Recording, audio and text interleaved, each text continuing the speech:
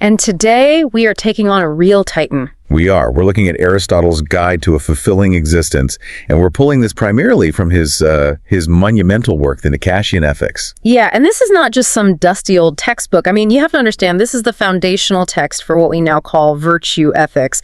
It's a blueprint. It's a systematic blueprint for building a good human life. It really is. And our mission today is sort of twofold. First, we want to give you a real mastery of Aristotle's central concept, this idea of eudaimonia. Right.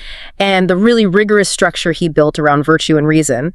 But second, and this is crucial, we have to pull in modern academic analysis to confront the deep, uncomfortable biases that are just woven into his social and political philosophy. And that's the real tension we're diving into, isn't it? Because on one hand, our sources celebrate him. I mean, he's the first philosopher to really systematize how a moral life should be lived. He offers this exhaustive guide. But then the analysis just pivots so fast. It argues that his reliance on things like misogyny, entrenched classism, and, I mean, the big one, his endorsement of slavery. Yes. It makes his definition of the good life basically untenable, right? At least for anyone who wasn't part of that tiny Athenian elite. You have to separate the two. You have to distinguish the, frankly, undeniable brilliance of his ethical structure from the severe limitations of his social context. And to even begin that process, we have to clarify the cornerstone of the whole system. Eudaimonia. That famous Greek term, I think most people hear it and just think happiness. And that's a major, major disservice. If you're listening, you have to actively separate eudaimonia from our modern concept of happiness. Okay, so how? Our idea of happiness is subjective, right? It's flexible. It's that feel-good state that changes with your mood or what you had for breakfast. Right. Aristotle's eudaimonia is an objective standard. It is systematized, it's rigid, it's carefully nuanced. It is about objective flourishing, not how you feel inside. So it's not about how you feel, it's about how you live. And how you execute the function that is unique to being human. That's the key. Okay, so let's unpack this system. And let's start with that very first step, that search for purpose. Aristotle uses a teleological approach, right? He's trying to identify the telos. The ultimate goal or function. Of human beings as like a natural kind. Why are we here? What's the best version of us? Precisely. His entire ethical framework is built right on that foundation. Before you can define a good human life, you have to figure out what a human is supposed to do in the first place. Using that analogy as a craftsman, right? Looking at a tool. Yeah, or a biologist studying a species. He's asking, what activity is unique to the human being? What is the one thing we do that nothing else does? So he starts by looking at what we share with other living things. Exactly. He looks at plants and says, okay, we share life and growth with them. That's vegetative life. Got it. Then he looks at animals, and we share sensation, desire, movement. That's sentient life. But if we share it with them, it can't be our unique function. Because the human good has to be something that elevates us. Above the merely animal, yes. Which leaves reason. Reason, or the rational faculty, and that leads him straight to his monumental conclusion. The function of man is the activity of soul which follows or implies reason. And that's it. That's the foundational principle. It is. The human life that fully flourishes, that achieves eudaimonia, has to be one that's engaged in sustained, rational activity. This connects to another big idea of his, doesn't it? This idea of actualizing your potential. I think the term is entelechy. Entelechy, yes. Yeah. And that is so crucial for understanding his naturalism. It's this idea that everything in nature has an inherent drive inside it, a principle pushing it to become its full self. The classic example is the acorn. The acorn is the perfect example. Its entelechy is to become an oak tree. It has the potential, and it has this natural internal impulse to realize that potential. For a human being, our unique potential is the rational soul. So to be eudaimon is to fully actualize that rational potential. So just, being alive, eating well, moving around, that's not enough. You have to act from reason to fulfill your nature. That is the entire game, and action is only deemed good when it's performed in accordance with the appropriate virtue, and virtue in turn requires correct reason. So virtue is the tool we use to actualize our potential. It's the mechanism, exactly. Okay, so if we put those pieces together, the function of man is rational activity, and good action is virtuous action. What does the ultimate human good actually look like? The human good for Aristotle is defined as activity of soul exhibiting virtue. And notice the words there. It has to be an activity. It's not passive. It's not a state you achieve and then you just, rest on your laurels. It's dynamic, it's a practice, and it has to be governed by reason.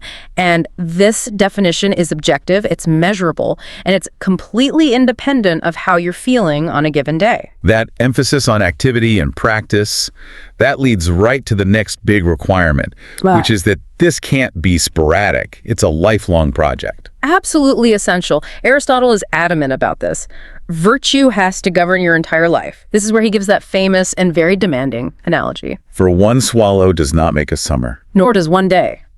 You can't be called a virtuous person if you act bravely once in a crisis, but then you spend the rest of your life as a coward. No, it has to be stable. Entrenched. Consistent. Yeah. It must be a sustained, rational, virtuous activity over a complete lifetime. I mean, this just sounds incredibly demanding. Who was he even writing this for? Was he expecting, the average guy in Athens to live up to this? That's a key insight our sources bring up, and it really reinforces that theme of elitism we'll get to.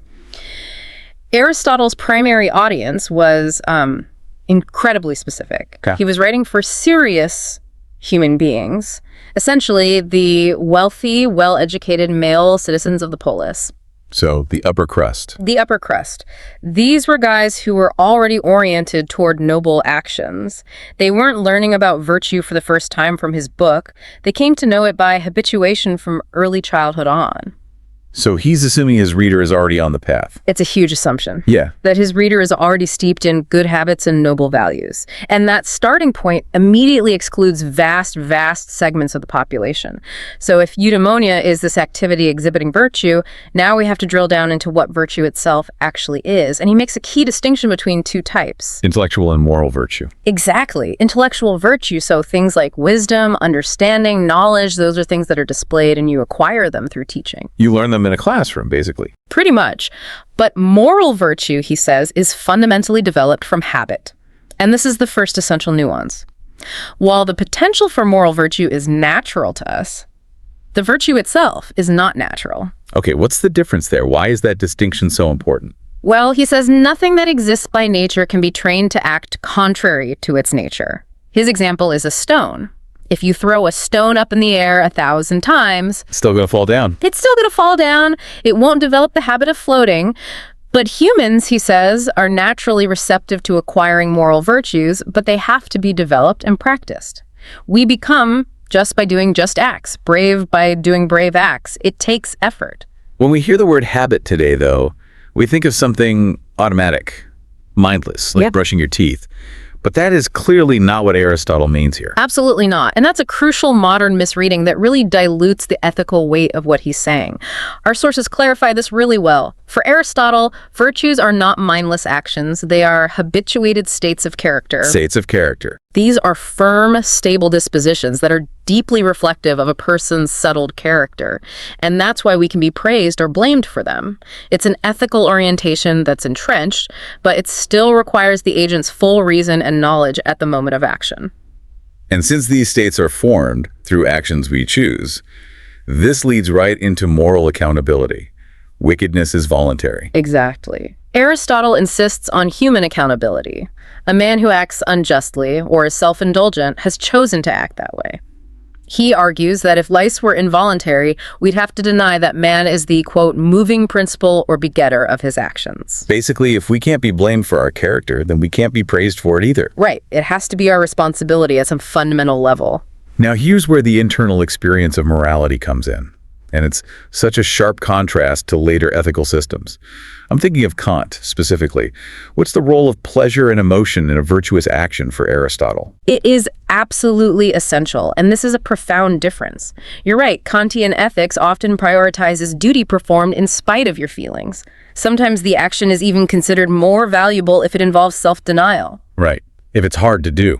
Aristotle flips that completely. For him, virtuous acts must be pleasant and enjoyable. Wait, so if I reluctantly drag myself out to help my neighbor move, I'm not really being virtuous. You might have performed a good action, but you haven't fully acquired the virtue of generosity or justice. Aristotle is explicit about this. He says, no one would call a man just who did not enjoy acting justly. So if doing the right thing feels like a painful chore, You haven't fully internalized that ethical state of character. The fact that the action is pleasant demonstrates that your deepest internal desire, your established character, is aligned with the rational good. That makes the job of moral education even harder. You're not just training the action, you have to train the desire itself. It's a holistic training of the soul. He's aiming for internal harmony. When you achieve virtue, the right action becomes the natural, easy, and satisfying choice. Okay, so this brings us to the famous guide for how to practically figure out what a virtuous action is. The golden mean. Right. Moral virtue, Aristotle says, is the mean or the intermediate position between two extremes, defect and excess. And both of those extremes are vices. And we have to be really careful here not to confuse this with just like a simple mathematical average. It's situational, isn't it? Crucially situational. The intermediate position will vary wildly from person to person and from circumstance to circumstance. The principle is fixed, virtue is a mean, but the actual mean action is relative to the agent. Can you give us a concrete example of that relativity? Sure. Let's take the virtue of temperance in eating. The right amount of food for a world-class Olympic athlete who's in training. Is a lot of food. It's a huge amount of food. And that amount is vastly different from the right amount for, say, a sedentary philosopher. If the athlete ate the philosopher's diet, it would be a defect. They'd be underfueling.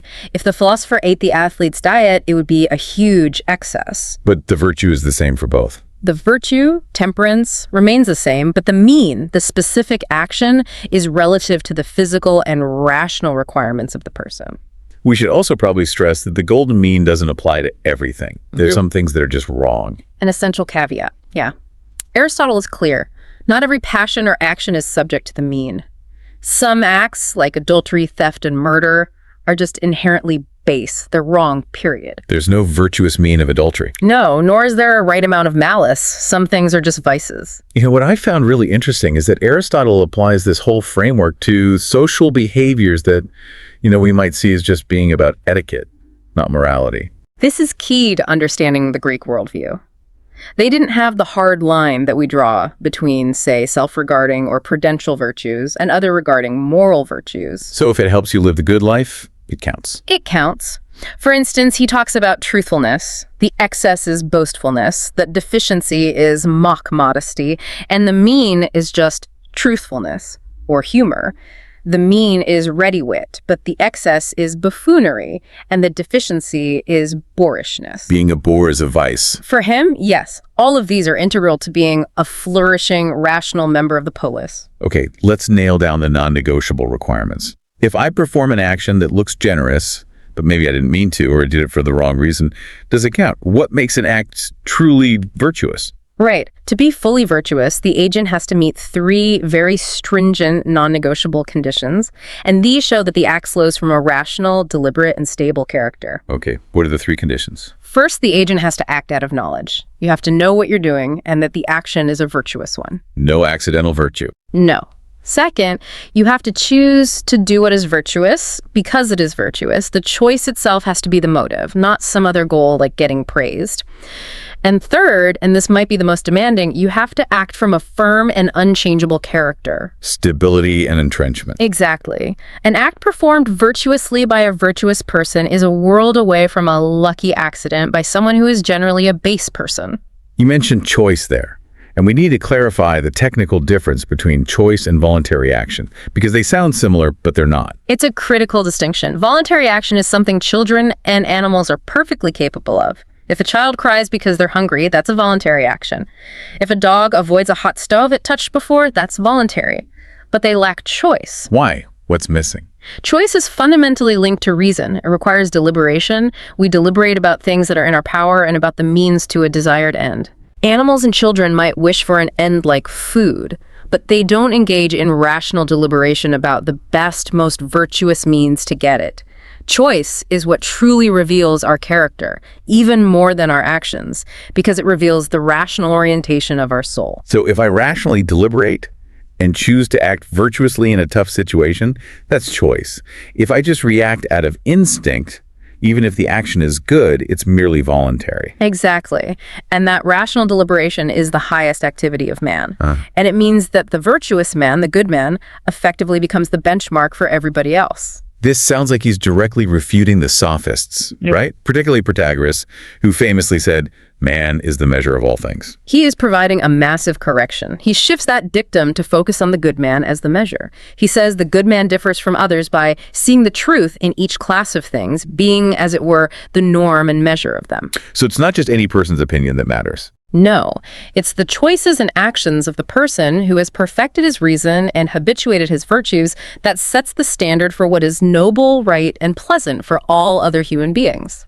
Okay, we've built up this really rigorous, internally consistent model where eudaimonia requires the sustained, rational, virtuous activity. But now we hit a bit of a snag. It's one that introduces external factors. Is moral virtue, based on my character and reason, is that enough for a flourishing life? Aristotle gives a complicated and, frankly, a slightly disheartening answer here, especially if you're poor. He makes a direct link between having external goods, things like money, friends, good birth, and your actual ability to perform noble acts. What do you mean it's got to be good?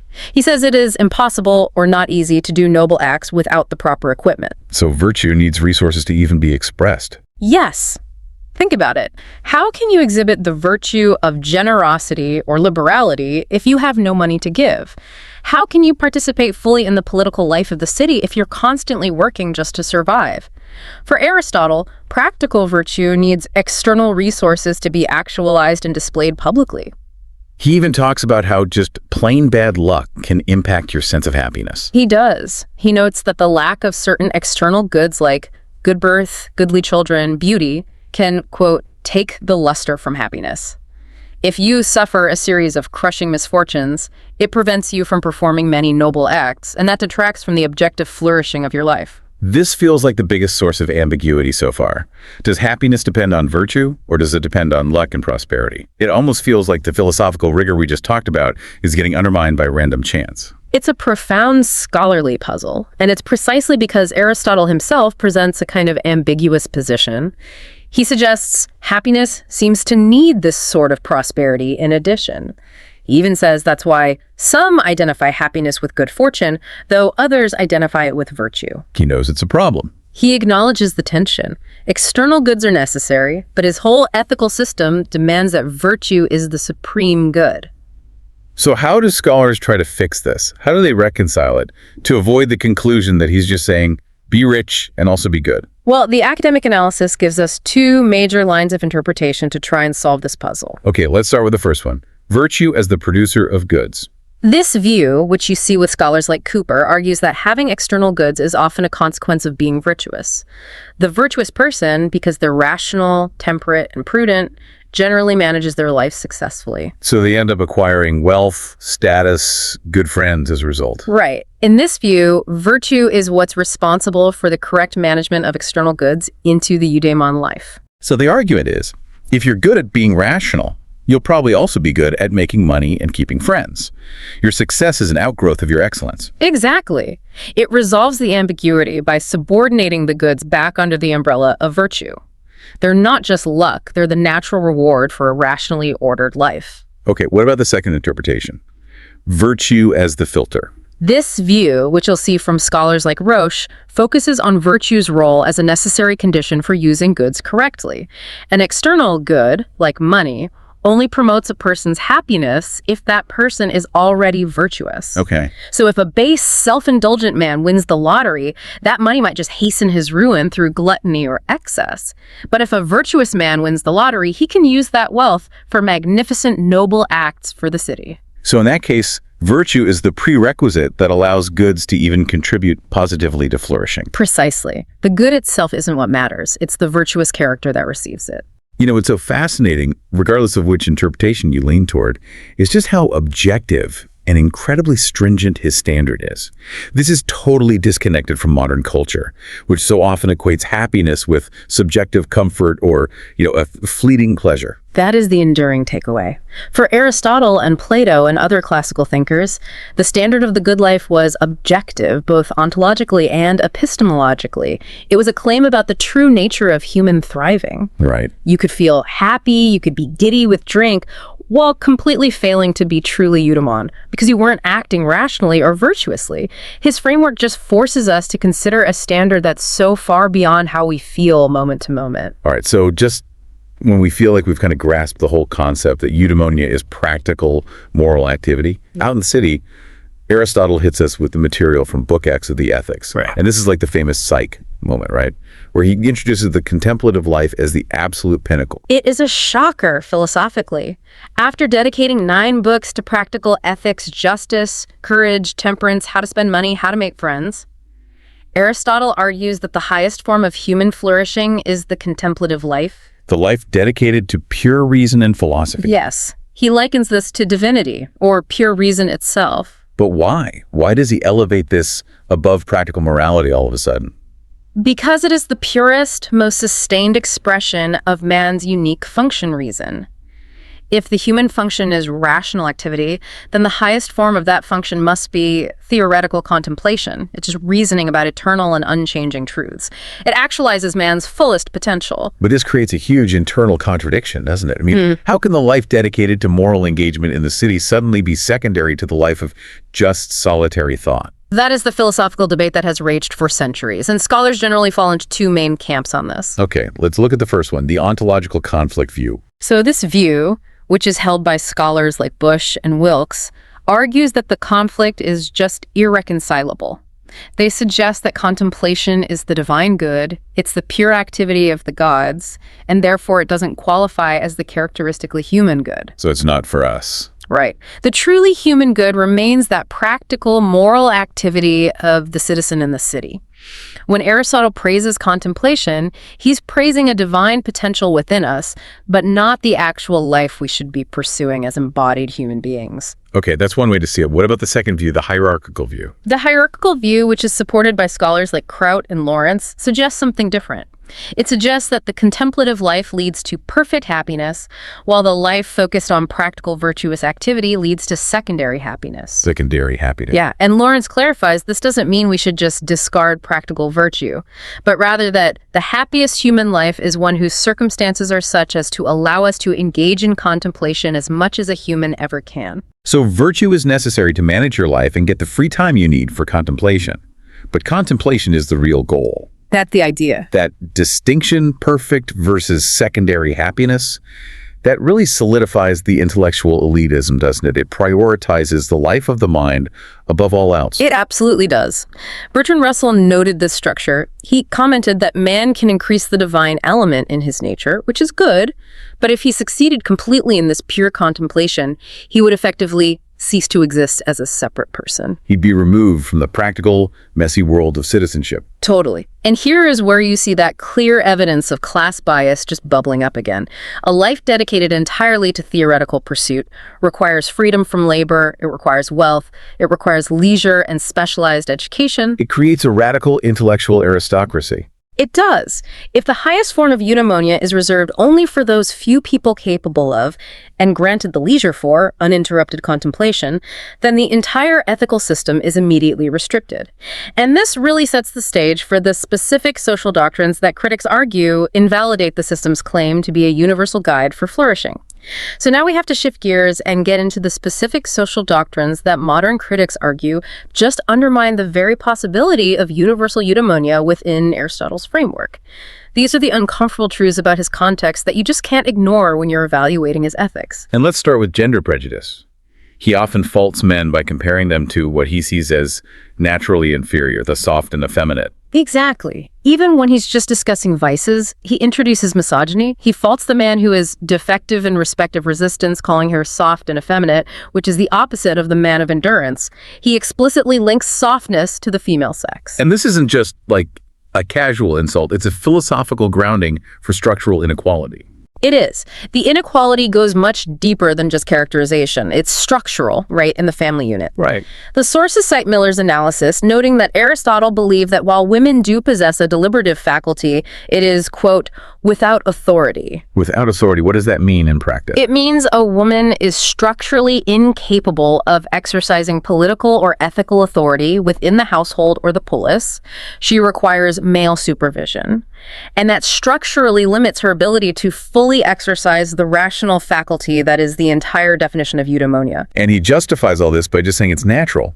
He views the relationship between man and wife, father and son, ruler and subject, as all involving an inherent inequality between the parties, which has to be respected as natural. He even notes that when women do rule, it's not because of their excellence, but usually because they are heiresses whose power comes from wealth and power. So he sees that kind of rule as less legitimate. Inherently less legitimate than rule based on male virtue, yes. Okay, so let's move to class. The aristocratic bias seems totally unavoidable, especially when he talks about the magnificent man. This seems to be the most explicit example of wealth being a prerequisite for virtue. It's stark. The magnificent man is celebrated as a model citizen because his virtue magnificence is defined by his great lavish liberality to the city. So public works. Exactly. He uses large sums of money to build temples, fund festivals, equip warships. This virtue is celebrated because it benefits the community and, frankly, it reflects the immense wealth of the giver. But only the wealthy can attain this virtue. Precisely. Aristotle says that great expenditure is only becoming to those with suitable means, acquired through inheritance or their own effort. And it applies specifically to people of high birth or reputation because that brings greatness and prestige. And the poor man. The poor man cannot be magnificent, and he's a fool if he even tries. He would bankrupt himself for a gesture that is not his to make. That is just profound. It means that the highest, most celebrated virtues are literally unattainable by the vast majority of people based purely on their socioeconomic status. It absolutely colors the entire system. I mean, why is the magnificence of the wealthy so lauded while the profound sacrifice of a poor person giving everything they can is not elevated to the same status? Because he's focused on the display of nobility. Within a strictly aristocratic framework, yes. And this bias extends even to his discussion of friendships, where he explicitly recognizes friendships based on superiority, establishing a hierarchy between individuals based on their social class. And this inherent aristocratic bias, it becomes formalized when we look at his political theory and the politics. This is where he details who is actually fit to be a citizen in the ideal state. The definition of a citizen is extremely restrictive, right? It is. And this is where the class divisions become rigid legal exclusion. In The Best Form of City, Aristotle explicitly states that aliens, slaves, and ordinary workers, so mechanics and laborers, must be denied citizenship. Okay, wait. Why are mechanics and laborers excluded? I mean, if they're free men, why aren't they citizens? Because citizenship in his ideal government can only be achieved by those who are free from the necessary tasks of life. So you need leisure. You need leisure. Political participation and rational deliberation, the activities of a flourishing man, require it. Workers are preoccupied with survival and manual tasks, and therefore he deems them unsuitable for political life. Their work, he says, corrupts the mind, making them incapable of the necessary rational judgment. So the very people who keep the city functioning, the farmers, the builders, the tradesmen, are deemed incapable of achieving eudaimonia through political life. They are necessary to the city's existence, but they cannot participate politically or ethically at the highest level. And this reflects the reality that his good life is constructed on the labor of others. So what are his favored forms of government, and how do they reflect this class-based structure? Well, he ranks monarchy, aristocracy, and constitutional government as the best forms. And he views democracy as a deviant form, a perversion of constitutional rule. Oh. Kingship is based on merit, he says, and it's explicitly aimed at helping the better classes against the populace. He believes kings are drawn from classes distinguished by their preeminence in character and conduct. And even in constitutional government, his favored structure depends on one specific class. Yes.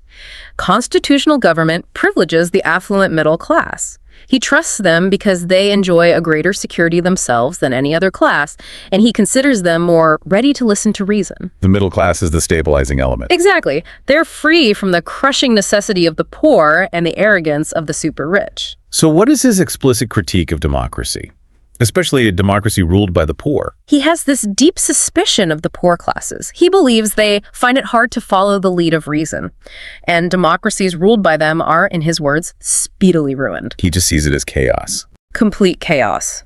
He likens it to masterless dwellings, where everyone is on an equality and has license to do as he pleases. He defines democracy by the sovereignty of the majority and unrestrained liberty, which to him just amounts to dangerous anarchy. When you look at the political structure alongside the ethics, the conclusion that Bertrand Russell draws seems just dead on. Russell sums it up perfectly. He states that the aim of the state, for Aristotle, is to produce cultured gentlemen. The entire structure, political and ethical, is designed to sustain an elite who have the leisure and the training to pursue the life of reason, while systematically excluding the lower classes and women from full participation. Okay, if the aristocratic bias is troubling, Aristotle's endorsement of natural slavery is the definitive ethical stumbling block. So one that most modern critics argue just invalidates his entire system. We need to detail just how far this doctrine goes. This is the most damning part of his social philosophy. There's no way around it. Aristotle incorporates slavery as a constituent, necessary element of the household economy. It's foundational. It is. He argues that property acquisition is essential, stating it is impossible to live well, or indeed at all, unless the necessary instruments are present. And the slave is explicitly defined as property. An instrument. Yes. The slave is an animate article of property, a mere instrument for the purpose of life. They have instrumental value only, not inherent worth as a rational end in themselves. Which means they are fundamentally denied any pathway to eudaimonia. Of course, because they cannot act on their own reason or choice for their own sake. They are simply tools to free up the master's time for contemplation and political activity. What was the philosophical justification for this? For this profoundly unjust doctrine. It was based on that premise we started the whole deep dive with. The rational naturally rules the irrational. Aristotle argues that some individuals are born with a lesser degree of reason. They're capable of understanding commands, but they're incapable of rational deliberation or choice. So they are naturally destined to be ruled. Exactly. He defines the slave as a lesser being, someone capable of becoming property and destitute of the faculty necessary for rational decision-making. And he goes so far as to argue that slavery is actually beneficial for the slave. That is his remarkable and, to a modern mind, horrifying conclusion. He says, "It is thus clear that just as some are by nature free, so others are by nature slaves, and for these latter, the condition of slavery is both beneficial and just." He frames the master's rule as being for the master's benefit, but only incidentally for the slaves. Like the way a physician benefits the patient, yes. It's a shocking analogy. I find it really telling that in the Ethics, he refers to the master's rule over slaves as tyranny. What does that mean? Is he suggesting it's wrong?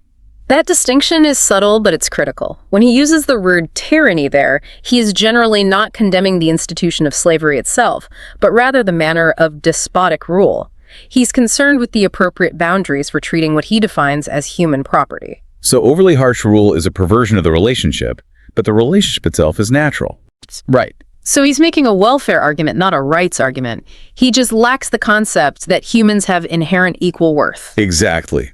Copleston, in his analysis, faults Aristotle for the tendency to regard the slave nature as something almost less than human. And the modern critique, articulated by people like Nussbaum, points out that Aristotle just lacked the basic idea of human equality across gender, class, and ethnicity. It's a blind spot. A massive one. By defining a class of people as mere instruments, as animate articles of property, his system fundamentally violates the core principle of most later ethics, which is treating human beings as ends in themselves, not merely as means. And that is the profound flaw that challenges the entire system's moral authority. Okay, so this extensive critique, it forces us to confront a bigger meta-ethical problem. Must we judge Aristotle only by the standards of the 4th century BCE Greek city-state? Or is it legitimate for us to apply modern ethical standards, especially when we're talking about human rights? This is that whole debate between ethical relativism and moral objectivism. The relativist position would argue that moral judgment is confined to the cultural context.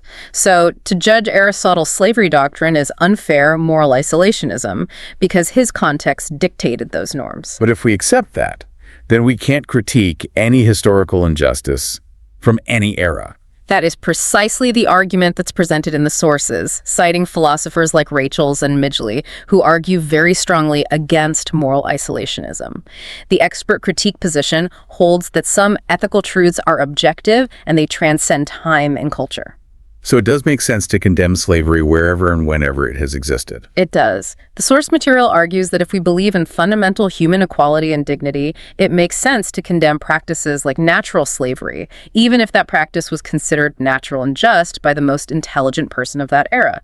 Moral systems have to be robust enough to apply universally to all human beings. So in that light, what is the ultimate conclusion of this critique on Aristotle's ethics? The conclusion is that Aristotle's ethical system, while it demonstrates this incredible philosophical rigor in defining virtue and reason, it is fundamentally flawed.